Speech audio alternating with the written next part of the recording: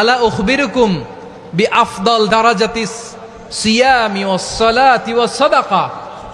হে আমার উম্মতেরা, নামাজ, রোজা, দান, দেখেন নামাজ, রোজা, দানের চেয়েও বড় কোনো শ্রেষ্ঠ ইবাদতের কথা আমি কি তোমাদের বলবো না?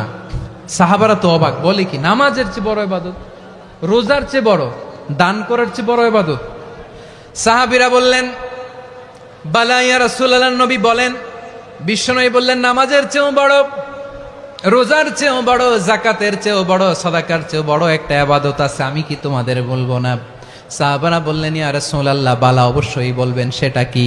বিশ্বনবী বললেন ইসলাহু যাতিল বাইন।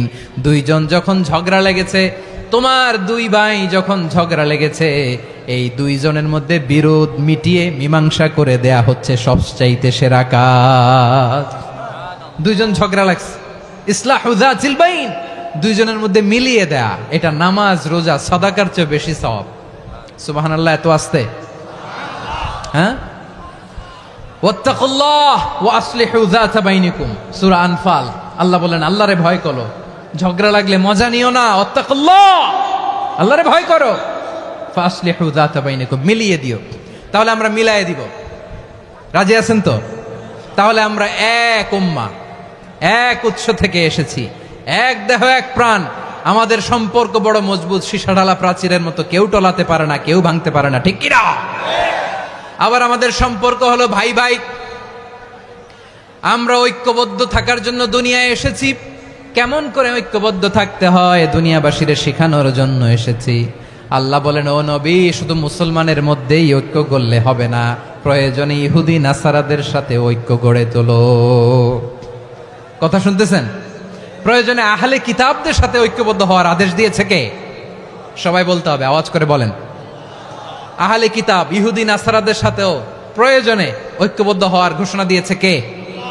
বিশ্বনবী মক্কা থেকে মদিনায় হিজরত করতে গেছেন,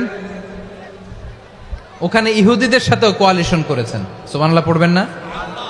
বনু কাইনুকা, বনু নাদির, বনু কুরাইজা, এই তিনটা দলের সাথে বিশ্বনবী কোয়ালিশন করেছেন একসাথে, কিন্তু তাদের বিশ্বাসঘাতকতার কারণেই তারা বহিষ্কৃত হয়েছে মদিনা থেকে। বিশ্বনবীর এখানে কোনো দোষ নাই, বিশ্বনবী ঐক্যবদ্ধ হতে চেয়েছেন।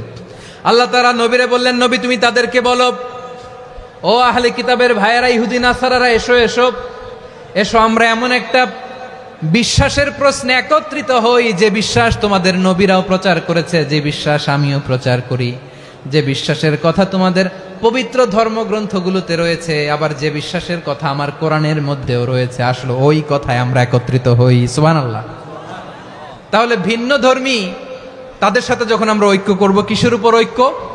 একটা কমন ফেইথ, একটা মৌলিক বিশ্বাস